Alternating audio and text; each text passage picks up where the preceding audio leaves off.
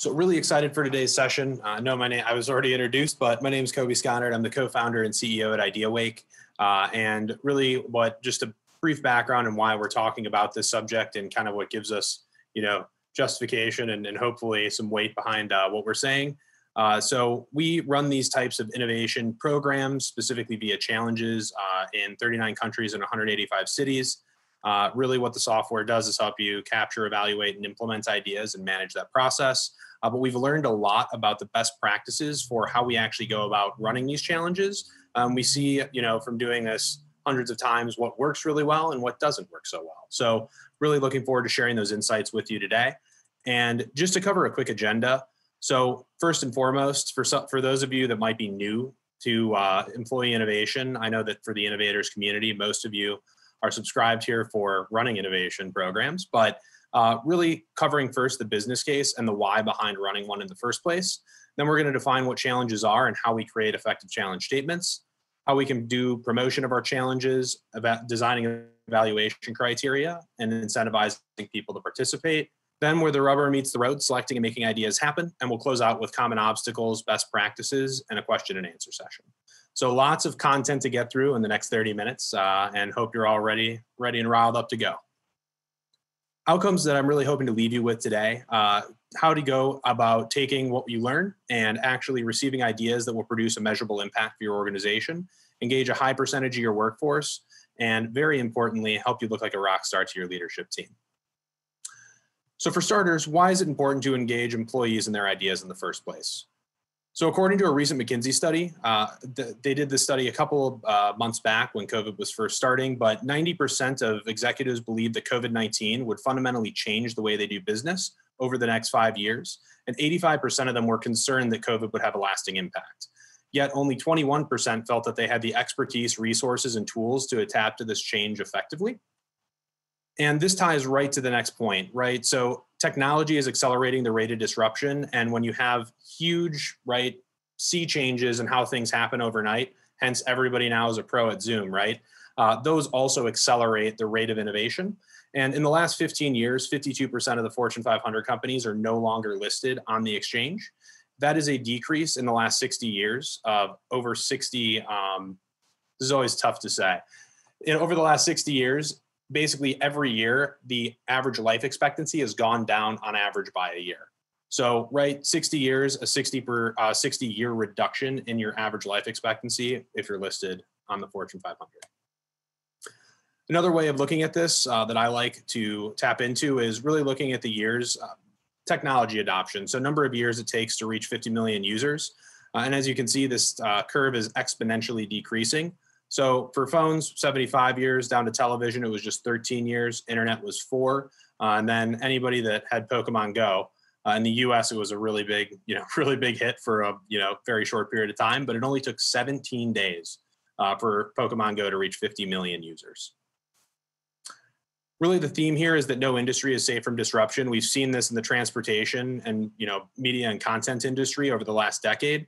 And another area where we feel like it's going to happen next is in the healthcare and provider space within the US, specifically for primary care. So what does this actually mean for your business? It's important for your company to continually reinvent themselves. And we believe fundamentally that frontline employees offer a diverse perspective. Here's just some examples of employee ideas. Amazon Prime is one of my favorite. So something that you wouldn't think a software engineer would come up with. You thought it would come from the marketing department, but it was actually an employee submitted idea that I believe produced about $5 billion in revenue for Amazon in Q3 of 2019. So just a really awesome example of new products and innovation that can come from the front lines. In addition, if you're not looking for new product innovation, the employee who's closest to a product or process often has the best insights on how to improve it. And if this weren't the case, companies like Exam One wouldn't be able to save $1.4 million in 6 months and also engage 78% of its workforce, just showing people have these ideas and they want to get them out there and they can produce a financial impact if things are set up the correct way. The final piece has to do with engagement. So 30% of workers strongly agree that their opinions seem to count, according to Gallup. But if we were able to increase this percentage from 30 to 60%, doubling, it's quite significant. But if we were able to, Gallup projects you'd see a 27% reduction in turnover, a 40% reduction in safety incidents, and a 12% increase in productivity. An example of this that we've seen is one of our customers, Squaw Valley Alpine Meadows. They were able to increase employee learning and engagement by over 74% in 6 months. So just to, I know COVID is coming back for a lot of folks right now. Some are in lockdowns and people are going to remote working again if they were in the office. So just some of the ways that we've seen companies leveraging these types of ideation challenges during COVID. Some high level examples, and we'll get into some specifics as well, but trying to brainstorm ways to improve productivity while you're remote, inventing new ways to deliver value to customers digitally, or completely reinventing their products if you, a lot of the time, are a professional services organization and you can no longer have that person-to-person interaction, which is so crucial for those types of businesses. In addition to that, a specific example from one of our favorite partners is Sanford Health. So just some of the things that they were doing and asking their employees was improving safety at their facilities, helping patients feel more comfortable and safe when visiting a Sanford Health facility, and also targeting one of the ancillary problems associated with COVID, which is isolation and an increase in suicide rates. So that was actually one that they targeted for employees, both internally and externally, to help improve communication and identification of people at high risk in order to help reduce suicide. So in the past, there have been several different formats that you can use for frontline ideation. These are the three most common. So you have hackathons and Shark Tanks, traditional ideation and design thinking workshops, and online ideation challenges and campaigns. The problem with COVID is that the number of available options for in-person facilitation has gone down significantly. So we've seen a huge uptick in people asking about how these online campaigns and challenges work, since these two options are off limits for the time being, for the most part. Now let's go into actually defining what ideation challenges are. So they are a structured process for capturing, prioritizing, testing, and implementing ideas from frontline employees around a specific topic related to an organizational goal. So once to kind of break out the important pieces of that sentence, they are targeted on a specific organizational goal. So they are not just an open suggestion box for anyone to submit ideas around any topic to the organization. They are defined, they have a defined process behind them for evaluating and selecting ideas, as well as testing and implementing them. And they are also time-based, so they are not sitting and always open. We normally suggest doing them for a 3 to 4 week sprint. If you're familiar with agile methodology, think of it like an agile sprint, except instead of 2 weeks, it would be 3 to 4. So this is just another way of visualizing, the innovation challenge process. You can set this up. This is the 40,000 foot view, but the steps that you go through are going to vary organization to organization. But you post a challenge topic, you're going to crowdsource ideas. You'll use some type of voting mechanism if you would like, depending on the amount of input that you're getting, to surface some of the initial ideas to shortlist them. Then you have an evaluation process, selecting and awarding winners, and then the fun part, which is handing off for testing and implementation. Overall, you want to design a process that captures input at scale and then helps separate signal from noise, especially if you're going north of the 100 participant range. So if you're going above 100 employees, there's a good chance you're going to receive a lot of input. And so you want to make sure that you have a process that is designed to really weed out the noise from signal so that you're not presenting decision makers at the end of the challenge with 150 or 200 ideas to review. Going into creating effective challenge statements. This is, 40,000 foot view, and we went with the simple model here, but it's not rocket science by any stretch, but you want to make sure, right, going through this exercise is very helpful. So you want to list your short and long-term objectives, identify specifics on a scope or a time frame that you'd like to achieve that objective, and then just put those two things together to create challenge statements. So you can see the two examples right below the visual. One is around a manufacturing line and the other is around reducing patient anxiety.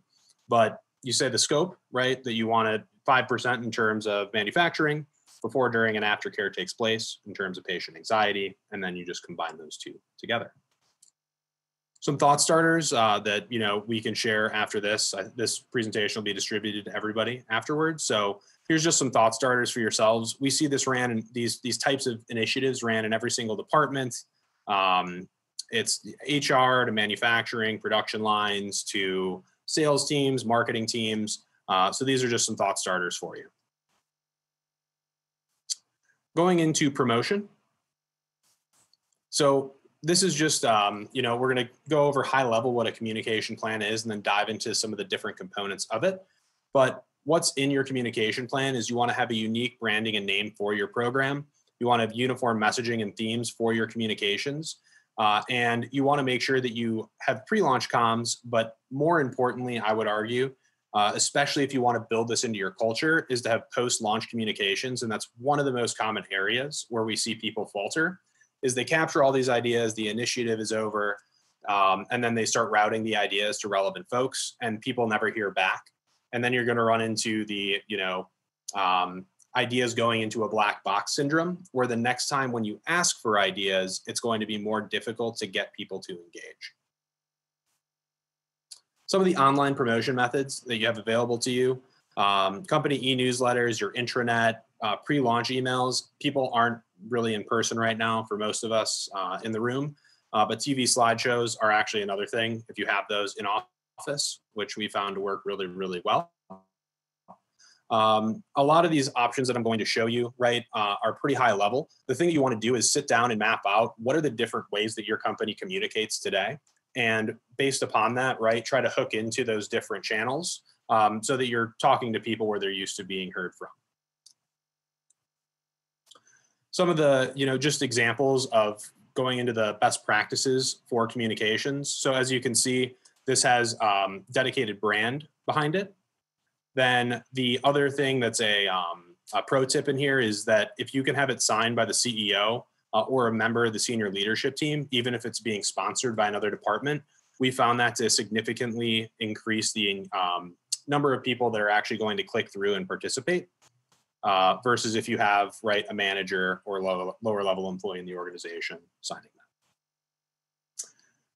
This just goes into some specifics that you can, access afterwards. I want to make sure that we have plenty of time for questions today. But since offline is off limits for the most part, there's some more promotion methods. So even during COVID, we've had some people use offline promotion materials effectively, but also having some type of kickoff party or weekly or monthly department meetings, hooking into those can be very, very useful. Going into these kickoff events, because of COVID now, a lot of the time you're going to have, the CEO or senior leadership team host a weekly or bi-weekly meeting, like an all hands meeting that anybody can join. Hooking into that and having it announced during that meeting, we found to be really, really effective. And then also outside of that, hooking into weekly and monthly department meetings, because teams are going to be meeting outside of, right, those all hands meetings. So making sure, once again, you're communicating where people are and hooking into your organizational DNA, right? The things that are already happening, like stand-ups on a daily basis, making sure that you have people communicating during those can really help improve your engagement rate. All of this kind of does tie into like the number one driver that we found of engagement, which are champion networks. And what champion networks are, they are not your senior leadership team, even though they are champions. What they are is you look at the people in your organization that are going to have the most interaction with employees on a regular basis. Now, if you're a 70,000 person, enterprise company, you're not going to be able to go as far down the organizational chart as you would be if you were a 1,000 person company. But just try to, point of this is to know that it's not going to be based on senior leadership. Instead, it's going to be based upon looking at your departments and locations. And it's going to be a mix of this. It depends upon the company. But you just want to look at your organizational chart and figure out who are the people that are going to have the most interaction with employees on a daily basis while this challenge is live. And then giving them the tools that they need and really getting their buy-in before you take your challenge live. These are just some of the responsibilities for champions. The number one thing is promoting participation.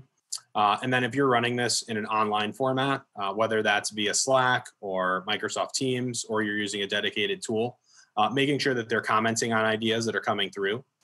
can be really, really beneficial to help spur the conversation and increase engagement. And then finally, if you're doing this at scale with over, 100 people, 500 people, having champions help do an initial shortlisting of ideas so that you don't bombard leadership team with a lot of different, like with 200 submissions. We found that to be really, really beneficial as well. Just a couple pro tips here from what we've found. We do a lot of A/B testing with our communication. So focusing on empowering employees with a voice. This is specifically for the United States. I know we have global audience here, but we found that this phrasing works really, really well.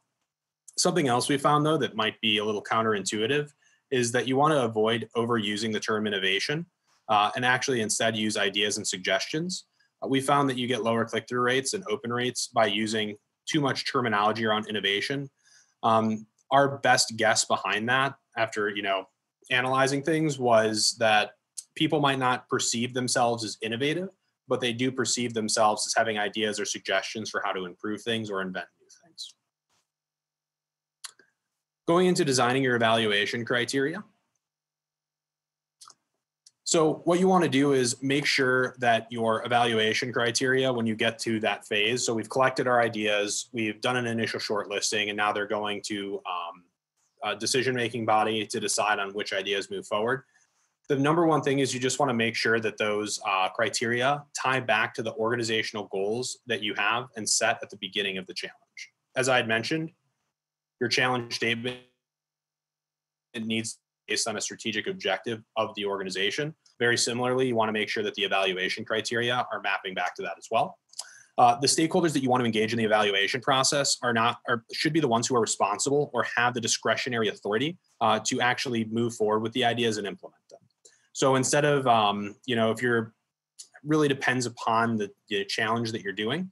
But let's say that this is, targeting a couple different departments and the ideas you receive, you already know up front, are going to be implemented by a few of those different departments. You want to loop those folks in and actually have them participate in the evaluations so that you get their buy-in in order to take the ideas forward once they're selected or once they're handed off. Keep the number of evaluation criteria, minimum of 3, and don't go over 10. We see it all the time where people will start putting in like 20 different metrics. You're not going to get people to complete the evaluations that way. And last pro tip, especially for your early challenges, we highly suggest focusing on ideas that are easy to implement and have a high potential impact. We also call those quick wins. So trying to focus on those in the beginning and actually being able to move some more ideas forward and show your, whether it's a financial impact or other type of metric that you're measuring, it's going to be really, really helpful to you in order to justify doing these in the future. Versus if you just try to implement one huge idea that's going to cost a lot of money and there's a lot of uncertainty around it.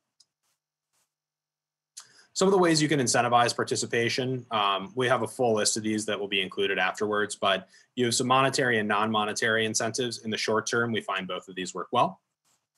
But looking at participation from a longer term perspective, the ultimate goal, if you're trying to infuse this into your organizational culture, if you're doing these as one-offs, you don't need to focus on these as much. But if you are trying to infuse these into your culture, ultimately the holy grail is tying ideation as well as implementation of ideas at a manager level to performance reviews and expectations. So it's much easier said than done. And that's kind of, our framework that we've kind of designed here is all around how do we go from a state where we're walking, right, and we're just getting started to a state where we can actually achieve something like this. And this is really, in my opinion, like the clear metric for when it's infused into the culture is if you're being measured by it. Another one on the left-hand side here is involving idea submitters in the implementation of ideas, especially in that early stage validation and testing. We've also shown that it can actually increase employee engagement because people actually get to do something that's outside of the regular 9-to-5 job description. Now the fun part, making ideas happen. Now that you have all these great ideas, we've evaluated them, we've prioritized them, and we have a short list of, let's say, 5, right? We have these 5 we want to progress, and there could be a clear path for moving forward with those. But, what about the other 100 you received? Where do we send them, and how do we turn them into a reality? A couple different options here. So the most common is going to be routing ideas to relevant business units. If you have a centralized innovation or R&D team, That's another place where these are often going to live, or most likely you're on that team running these challenges. But if you're, depending upon the type of innovation you're looking at, you can also tap into external resources or partnerships. And then once again, tapping into idea submitters and frontline employees. You'll find that the number one issue with these programs that you're going to run into is that you have a lot of ideas, right? And you're going to narrow those down. But even when you have them narrowed down, there's not going to be people that have the technical skills and competency to move those ideas forward. So by training frontline employees in this process, once again, it can help increase engagement, but it also builds an asset for your organization over time so that you can more quickly act on more ideas. Just going into this framework that we've created at IdeaWake, it's called the Walk, Run, and Scale framework. So when we go, really, it's the theme of it is don't run before you can walk. So this is a table that everybody can reference afterwards, but the main point of this is that in the beginning, it's going to feel very difficult if you're trying to infuse this into your culture. You're going to run into obstacles along the way. And that's because most of us are sitting when we start in this walk phase. So what you're looking at is running even one to three challenges, maybe getting 4 to 6 ideas piloted if you're going for smaller incremental type of ideas. But really going back to the evaluation criteria, we highly suggest when you're in this phase so that you can justify existence to leadership of the program, that you focus on low complexity and short timeline to ROI. And it's likely going to be an innovation team of one, right, that's running this in the beginning. But as you see, as you go from left to right here, you're going to build buy-in if you follow this framework in order to go and unlock the resources that you need to go to the run. And ultimately, if it's a goal for your organization or your team, to ultimately get to the scale. Couple best practices and common obstacles. So this really just is, can't say some of this stuff enough, but make sure that your challenge is targeted and agile, that you communicate early, often, and especially after the challenge is over. We suggest doing cross-functional challenges. So oftentimes companies will say, hey, we want to do something in sales and not involve market. They'll probably involve marketing too, but if we want to do it with sales, we're not going to involve manufacturing. And we found that some of the best ideas that you're going to receive are not going to come from the place you expect. Going back to the Amazon Prime example, right? You would never expect, at least the internal folks at Amazon wouldn't by default expect a software engineer to come up with something that they think would be invented in marketing. And then last piece, just make sure that you have a formalized process before you start for how you're going to actually move ideas forward once you select them. Some common challenges and hesitations you're going to run into. So this is more around before you get the program started, some of the hurdles you'll have to overcome. So in terms of like selling this internally, right? So folks will say, hey, we're not going to get a high enough engagement rate, or people don't want to do this. We're not going to get quality ideas. There's not going to be ROI there. We already have too many ideas and features in the pipeline. And so how are we going to prioritize these if we can't prioritize the ones we already have? And then finally, everything at the end of the day in 2020 going into 2021 relates to IT. So since everything's IT related, we're already 2 years backlogged in IT. What are we going to do with all these ideas when we receive them? Going to cover this at a high level. Sorry for all the text. But from a lack of engagement, we've really covered that. And we can share the promotion and comms plan with anyone afterwards if they're interested. But that's going to set you up for success, right, in terms of the engagement rate. Lack of ROI, really, if you follow the process for creating challenge statements and combine that with the promotion plan, you're going to get an ROI out of the initiative. The last two are where things get a little bit tougher, but easily overcome. So, well, they're overcome over time. But prioritization of features, something that we found to be really helpful is rethinking the way that you are doing prioritization. Once again, this goes from the walk phase. You're not going to be able to convince anybody before you have some initial success to rethink the way that you're prioritizing things, as well as the IT resources. But once again, it's just a matter of getting through the first 1 or 2 cycles, and you'll start to unlock the ability to rethink some of those things with decision makers inside of the company. Just some common tactical mistakes. So oftentimes people make the idea posting form too complex. Ours by default is like 3 fields. If you want to collect additional information, such as like what problem does this solve, what's the potential value of it, Make sure that the employee has some level of context leading into, right? They should know how many hours this will save them. They might not know the financial impact of it because they don't know what the hourly rate they cost the organization is, things like that. But try to keep it under, I would say, 7 fields. We try to keep it under like up to 5, but nothing over. Then also not regularly analyzing financial impact or making sure that we have some metric that we are measuring to before we go live. We want to know what our success metric is before we launch the challenge and as we're creating challenge statements. The other 2, not providing recognition and feedback during the challenge while it's live, and then not updating employees on the status of their idea. Once again, that's the single greatest factor that we see for engagement going down with each one of these that you run, is because people don't know where their idea went and why. Just remember that 95% of the ideas you receive are not going to get implemented. Employees don't care whether their idea is implemented, we found. Really what they care about more is if they have a perceived voice and they know where their idea is going. Just a couple different options for tools and helping you get up and running. So this does not, you can do this on a budget or with no budget. So for starters, you have Google Forms, right, or different form type tools. We would suggest this only if you're external and under 50 participants. If you are internal, I mean, if you have Slack or Microsoft Teams and you are under 50 people, you want to engage in your challenge, that's another great mechanism. And if you go over for 50 participants, especially if you go over 100, things start to get a little bit unruly.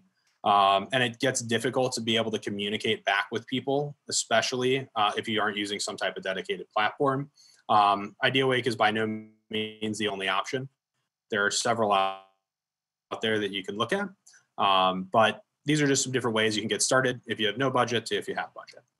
Make sure whatever you do, right, no matter what mechanism you're using, that you just have a place ultimately to centralize the ideas that you're receiving.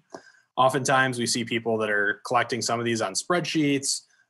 They do like a physical and digital combination of things. You just want to make sure that when you plan this out, everything is going to a centralized place so you're not chasing down ideas at the end of the submission period. A couple freebies and resources for everybody. So as I had mentioned, we've really productized all the information that we went over today, not just with like, here's what you do, but also the templates behind it. So happy to provide that to anybody who is interested. We also did just finish up a rewrite of our platform, trying to get feedback on that. So anybody that is interested, we are giving 30 days free access to our platform as well. And with that, I'll open it up for Q&A. Thank you everybody so much and hope this was helpful. Oh, thank you, Coby. This has been fascinating. And I want to thank Massimo, Jonathan, and Jules for being with us live with the camera. So we appreciate that. So Massimo, I hope that I'm pronouncing your name well. Would you like to ask your questions and just unmute yourself? Yeah, thanks, Adi. Hello, Coby. Hey, Massimo, long time no talk. Yeah, yeah. I used some of your slides to help was helpful to define the challenge statement. So, yeah, used it, enjoyed it. Yeah. So my question was about that. I have one of our C-level that says that our guys, our employees don't have ideas. So even we do workshops, they will not get any idea out of them. And I have my opinion on that. I would like to hear yours. Yes. So it depends upon, I don't want to answer everybody's question with it depends, but in this case, it's, so from the workshops that you're doing now, right? The workshop that you didn't get like, are you looking for things that are brand new, probably? Like brand new disruptive ideas? Yeah, the topic was not even mentioned, that I was proposing to support doing workshops to go for new ideas, improving processes, any kind of workshop to improve. And the answer was, well, they didn't provide ideas before, they will not provide it in workshops, we don't have the right people. Got it. So, I mean, I would just tap into some of this content up front. Like you'll have these slides after the fact, right? We have a plethora of other examples too of these types of metrics or like, right, financial impact. And we can break some of that down. I mean, the answer is it's just showing them like ancillary examples, right, of this actually happening, especially with process improvement. Like process improvement is like the bread and butter where we normally suggest you start. because it is so easy to get impact if you haven't done something like this before. So I'm not sure if that's helpful, Massimo, but definitely I'd suggest tapping into some of these and sharing some of those examples. Yeah, okay. I was proposing to enhance and improve the efficiency of the company as an intermediate way to start. Seems to use this way. Yeah, thanks. Mm-hmm. Of course. Yeah, thank you, Massimo. I see we have a question from Carlos. Would you like to join us, or you'd prefer me to ask the question? Carlos, could you unmute yourself? Sorry. My question, that's actually two questions. How do you tackle the not made in my department, not my idea, I don't implement? And the second is, how do you tackle the issue that you probably end doing sometime an innovation theater, or say, oh, we are innovating, but they're really not having an impact? So could you repeat the second question one more time? Yeah. Sometimes just when you do a big initiative about innovation, what you're doing is only an innovation theater. You're only saying, we have 200,000 ideas. We didn't implement only 5 that we already have. And how do you tackle that? Yep, it's more of a marketing, right? An external marketing thing versus actually making impact, right? Which is important, by the way. Because that can help build some of the justification for putting more teeth behind implementation and testing of things. But in how many of these have you run, Carlos? If you don't mind me asking. If you don't want to share, it's perfectly fine. I forgot we had 31 people in here right now. Yeah. Sorry, I didn't listen well. Well, okay, so I would just refer to this framework, Carlos. So a lot of the time what you want to do is make sure that you're focusing on things that you can implement, or going to a specific department and getting that department's buy-in before doing the challenge, and actually getting partnering with a specific department based on a specific department goal, so that when you get these ideas, they actually have dollars budgeted for them already, and they can be put into the compared head to head with some other projects that might be in the queue as well. But that way, you're actually, a lot of the time when you try to hand off ideas and it doesn't work, it's because the idea you're handing off doesn't help that manager achieve what they're being measured on, which is why ultimately hooking in the metrics to implementation of ideas and submission of ideas is the holy grail of integrating things into performance reviews.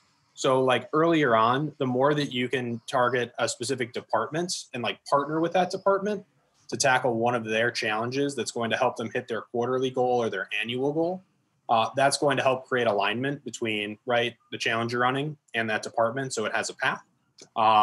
But overall, something else to note, as you see in these first 2 phases right here, early adopters and standing out to leadership are the drivers of people wanting to do things in the beginning more than anything. So really what you're trying to do is make it through these 2 steps so you can ultimately get it to where it's infused into the culture, which you have integrated into performance reviews. Is that helpful, Carlos? Okay, thank you. Yes, thank you. Awesome. Yeah. I want to elaborate about incentivizing your employees, because I thought about this developer who suggested the Amazon Prime idea. So I would imagine that he was very proud. And did he get any other than a recognition? 5 billion is a good number. Right. Right. So is it I don't know, incentivizing your if somebody gives this kind of an idea, will he get any other kind of, other than recognition, incentivized? Real commonly with continuous improvement programs, I forget what, I'm kind of backwards right now, but I don't have to pull up the incentive slide. So oftentimes with continuous improvement programs, they'll have a percentage of implemented savings or measured savings that you can get as a bonus. Very similar to how you'd structure a bonus program based on performance for sales, a salesperson. You would set it up very similarly. So it has a cap, right? And it scales up or down over time as you increase or decrease, or as you increase, right? The amount of sales you're getting or the amount of improvements, it's a dollar savings. The incentive or the percentage payment might go down or be capped. But that's really common with continuous improvement. It's also happens in innovation, but more often we see this a lot in healthcare with like they'll have an IP policy where the submitter, if they help implement the idea, they're going to get a certain percentage equity in the company if it becomes a company, or a certain percentage of the revenue if it becomes a product. So that it is common. It's when I say common, I'm saying it happens quite often, but the majority of companies don't have those types of things in place to begin with. Okay, thanks, Coby. So Daisy, I'm going to your questions. Would you like to ask it or? Yeah, sure. Sorry, I've got quite a bit of background noise, so apologies. I'm interested in how you support people during the process to come up with better iterated solutions. So moving past kind of maybe the idea they've submitted in every team meeting for the last year, and actually to build on other people's ideas. Mm-hmm. So if you're using a dedicated platform, right, whether it's Slack, which is going to be a little bit tougher, you could do it in the reply section if you're doing it in Slack or Microsoft Teams. But if you're using a dedicated platform, you can set it up where you're incentivizing people to comment and making it a lot easier. So I can give examples, right? Like we use gamification to incentivize it. We also offer prizes for participation, not just for ideas that are selected, but also for high quality comments. It's like a $10 Visa gift card. That's another really common way. And then in addition to that, this is kind of a, not incentivizing people to comment, but incentivizing people to think differently about their idea. We see really commonly, it's called injecting insights. And I can share, if you reach out to me afterwards, I can share some more information about that. But it's providing different thought exercises as people are submitting their idea or after they submit their idea. In order to get them to have a different frame or perspective and take them out of their, traditional mind, like thought path, to approach it in a different way. And that we've measured it and you can actually do it. It's kind of like, if you do this with 1,000 people, it's probably going to, 100 people are going to be impacted by it, but that's still something that's great for getting quality ideas or getting something different. Does that help answer your question, Daisy? Daisy? Take that as a maybe. No, I think she muted herself because she said she had noise. Right, Daisy? Yeah, sorry. Awesome. Okay, thank you, Daisy. Alex, going to your questions. Would you like to ask us with the mic? Yeah, thank you. So hi, Coby. Thank you so much for providing all of this. This is really interesting. I guess I'm curious because you had kind of X'd out a number of things that weren't relevant during COVID. I guess on the flip side of that, and this is kind of a really broad question, but do you have any tips for what is working during COVID and during kind of our work from home environment? Mm-hmm. So when you look at the things that are, this is what we do on a day-to-day basis. And we've seen like a huge uptick in people like asking just strategically, how do you run these? That's why we've been doing a lot of these webinars. Just because people they've never ran one versus an in-person design thinking or hackathon. That being said, from the ideation and design thinking workshops, if you have a tool like Miro or Mural, it's like one is spelled M-I-R-O, one is spelled M-U-R-A-L. You can do, if you combine that with Zoom, it's not the same as being in person, but you can do, right, an online design thinking workshop with a smaller group of people, right? So like up to 8 to 12. If you go over that threshold though, normally you're going to go to some type of online format anyways. Things that we've seen a lot of success recently, but we've also, from us talking to folks in the industry on some of the other consultancies out there, that's like the Miro and Mural. Those two options are something that we've seen a huge uptick in as well. Awesome. Thank you. Of course. Thanks for the question. Thanks, Alex. Okay, we can go on to Jorg. Yeah, Jorg. Did I say your name well? Jorg or Jorg? Would you like to ask the questions, or you prefer me to ask it for you? Actually, it was not a question. It was just telling Coby it's a great presentation, lots of content, very well done. your approach. It's just great. Thank you. Oh, thank you so much. I really Thank you. appreciate that. Okay, and Joyce, could you join us? I see you also said it's very helpful. Right? Yeah, it was not really a question. It's more that you showed some resources, and I was keen on getting these because I really liked the contents of your presser. So nothing else. Oh, yes. Thank you, Joyce, for your feedback. I want to go back to one of the questions that I'm not sure one of you asked is about how do you enable people to get to a very unique ideas, something that doesn't come up for their mind, very obvious ideas, and something that might be transformative or really taking their company to the future. Mm-hmm. So I'm going to stop sharing and pull up a different deck. But to answer the last person's question, for the resources, we're going to share links where you can just do like a direct download of those after the presentation. I think, however, Innovators distributes them. I think it'll be on their platform, but you'll have direct links to those different resources you can download directly. And just give me a moment. I'm going to pull up a different presentation because now this has come up a couple times. So give me one moment. Just need to pull this up and go. Yeah, we have a few comments about Mural and Miro, and people love it and they use it, and they use it design thinking session remotely with Cindy. And so what you're saying resonates here. Awesome. And they have virtual hackathons during the pandemic too. Janet said that. Awesome. Oh, wow, there's a lot of comments. Yeah. Great. And Massimo said all right, let me just Miro too. Share here. Awesome. So this is like a 101 introduction here, and this is actually for a different presentation, but just wanted to show everybody like versus talking about at high level, some of the ways that we inject this type of thinking. And the easiest way to do it, if anybody here has heard of Not Invented Here, it's a book.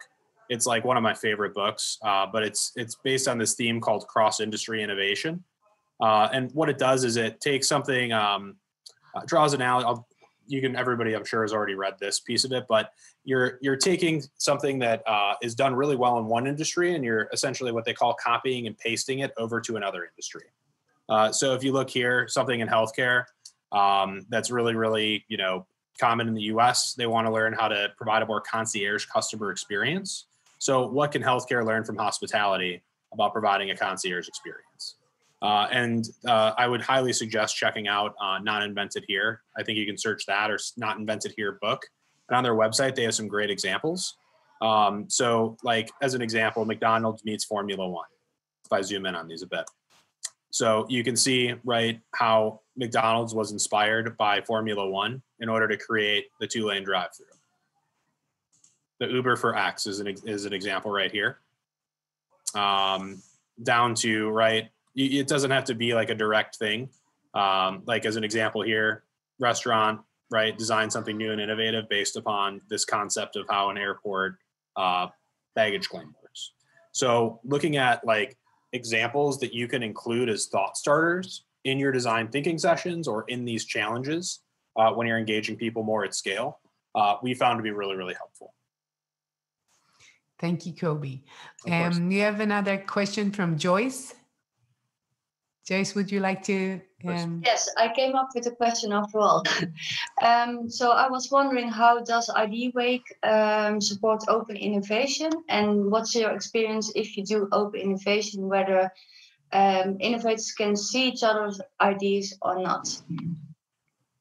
That's a great question. So, I mean, we do campaigns with open innovation. The previous version of our platform did it, but it couldn't do it with all the different configuration that a lot of companies wanted, like the ability permissions, visibility permissions, like you had just mentioned. So we've seen some success from it. There are several examples of success that I can send over to you. But the main piece to consider if you want to keep things visible or not visible has to a lot of the time do with the challenge statement and whether it's going to relate to IP. So are you familiar with incentive by any chance? Familiar with what? Sorry? The company's called Incentive. Incentive. Yeah, so incentive, as an example, right? People are trying to solve a very targeted problem. And if they solve the problem, they win a monetary prize. You're not going to want visibility of other people's submissions outside of your team when you're doing that, because then people could steal your submission and the community wouldn't work. Versus if you have like a co-creation community is what it's called, and you want people to be additive and collaborative around a product feature, as an example. That's a really great way to have things, or a really great reason to have things be visible. Yeah, I have run a large contest, open innovation for a bank, and then people could not see each other's ideas. But the problem is then the engagement. So you really miss that you can respond to each other's ideas. So that's a struggle I sometimes feel. Mm-hmm. A lot of the time, I'm assuming you're running into pushback from legal for not being able to keep it open. Yeah, and also because it were startups, and they are. Well, the assumption is that the startup do not want to share their ideas with others. Got it. Yeah. If you want to, I can talk further. Reach out to me after and we can talk further about it if you would like to. I mean, it's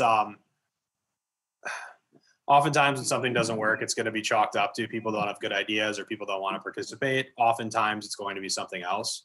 It just takes me asking about 20 different questions to get there. Okay. Yeah. Thank you, Joyce.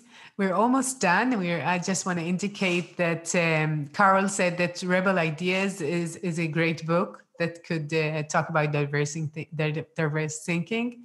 And Janet indicated that Innocentive is now called Wazuko. That's how it's called. Wazuku? Yeah, that's their name right now. Yes, they got acquired by. Yeah. So is there any additional questions before we conclude this talk? Okay. I want to thank Coby for your time and thank everyone for being with us. It's been a pleasure. I hope it's been insightful for you as much as it's been for me. So thank you. Hey, my pleasure. And thank you everybody for joining and being so engaging. It makes all this very fun. So I really appreciate it. And yeah, reach out if you have any questions. And then I think that content will be available on the website here in the next couple days. Yeah. Will you share both of the presentations or just one of them? I can share them both. Great. Thank you, Coby, and thank everyone. We'll see you in the next session. My pleasure. Bye. Thank you. Have a great evening, day, and night.